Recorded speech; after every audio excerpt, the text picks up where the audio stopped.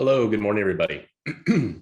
I'm Brian Hall, Professor of Global Public Health at NYU Shanghai, and I'm delighted to welcome all of you to our online webinar, Scalable Digital Interventions to Address Mental Health During the COVID-19 Pandemic, Perspectives from the Western Pacific Region. Thank you to all of our speakers and to my colleagues here at NYU Shanghai and the World Health Organization for their support in making this event possible. Thank you all for joining us. NYU Shanghai is China's first Sino-US research university and the third degree granting campus of the NYU Global Network. We were founded in 2012 by New York University and East China Normal University with the support of the city of Shanghai and the district of Pudong. NYU Shanghai seeks to cultivate globally minded graduates through innovative teaching, world-class research, and a commitment to public service. Our student body currently consists of nearly 2,000 undergraduates and postgraduate students, and half of whom are from China. Students from the United States and some 70 other countries represent the other half. It's truly a diverse community. Our faculty of renowned scholars, innovators, and educators are recruited from the world's best research universities. We're delighted to be hosting this meeting from China, where incredible efforts were made to control the COVID-19 pandemic, including initiatives to address its public mental health impact, which we're going to learn about later this afternoon. The COVID-19 pandemic has now been ongoing for more than a year, and the effects of the pandemic on population mental health are not yet fully known. However, we do know that during the pandemic, traditional models of face-to-face mental health treatments were augmented by technology that allowed for care to be delivered at a distance, either via online platforms, over smartphone devices, or on telephones. The pandemic has propelled innovation in digital mental health, which may prove to be a more equitable and scalable solution to addressing mental health challenges in the region than traditional approaches. And so this meeting is being convened to highlight some of the innovative work being conducted in digital interventions within the Western Pacific region to provide guidance to governments and other stakeholders on how to develop and implement digital mental health programming, and to provide a context to synthesize lessons learned in that process. We have two keynote addresses this morning, which we're very excited about. One from Professor Pim Kuipers from the Vrije University of Netherlands, and Dr. Ken Carswell from the World Health Organization in Geneva. Following a short break for lunch, we will then convene at 1:30 for our first panel, which will discuss digital mental health in practice. And this will be followed by our first discussion forum, where our keynote speakers will field questions in a moderated session. At 3 p.m., we'll have our second panel presentation, which will include lessons from the field, including from China, the Philippines, New Zealand, and Singapore. This will be followed by our second forum discussion, where all speakers will be invited to join a question and answer session. And we really look forward to your audience participation and questions during the forums to really give a lot of richness and nuance to our discussion. So now it's my great pleasure to introduce Martin Vandendyck, our technical lead for mental health and substance use program of the World Health Organization Regional Office for the Western Pacific. He will provide us a welcome from WHO Western Pacific Regional Office in Manila, Philippines, and give us an overall context for the scope of work that WHO has been engaging in to battle the mental health implications of COVID-19 in the Western Pacific region. Martin, I invite you now to share your slides. Thank you very much, Brian. Could you please confirm you can hear me? Yep. Great. Thank you.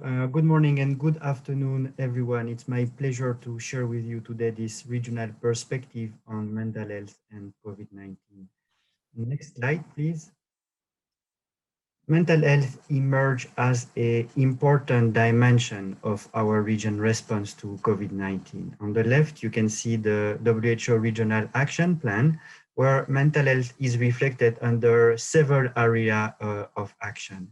And on the right of the slide, you can see the interim guidance our office developed for member states, as well as new tools that have been developed during the pandemic. And as you say, Brian, this may represent an opportunity for us. And as a welcome remark, that's what I would like to share with you. First, how mental health has been highlighted differently during the pandemic, and how member states and stakeholders have responded differently to this new challenge. Next slide, please. Surveys have found high level of distress as well as increased prevalence of depression and anxiety symptoms in the general population.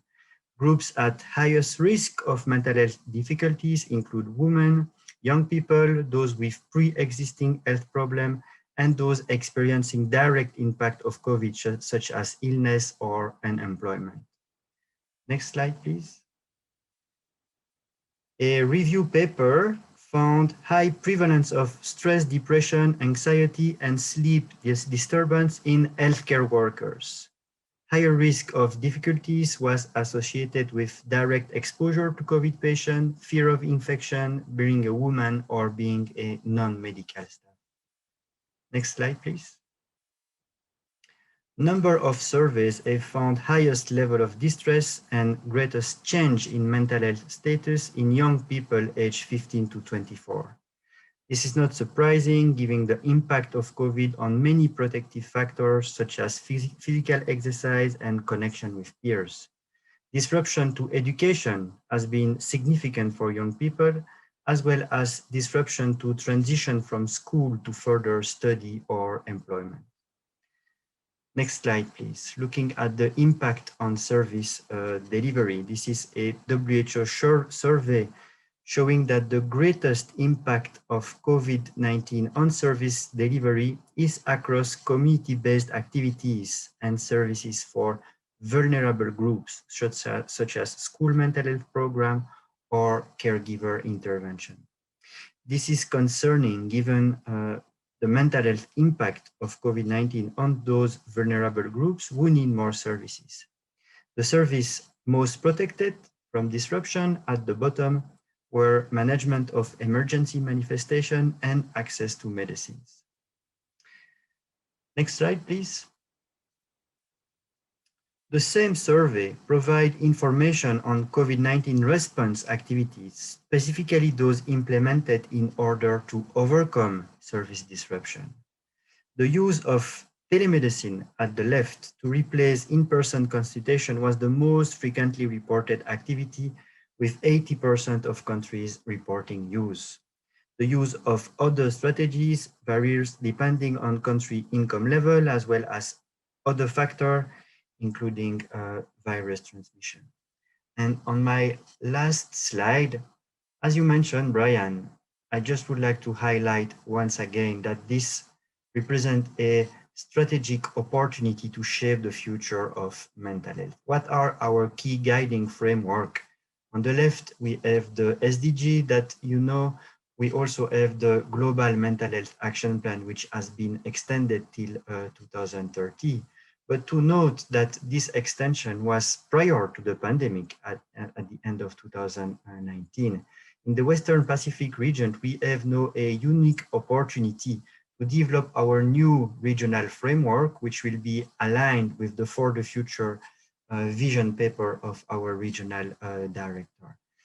That's what represents for us the unique chance to strongly reflect the innovation that represent digital mental health intervention that have been developed during the COVID-19 pandemic. That's why we are really excited to listen to various experience today and to consolidate the outcome of our discussion to integrate this component in our new regional framework. And we will have an opportunity to say a word about that later.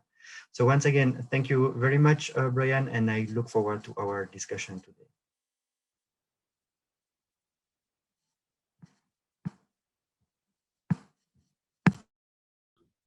Okay, wonderful. Thank you, Martin, for that wonderful overview of the work being done in the Western Pacific region.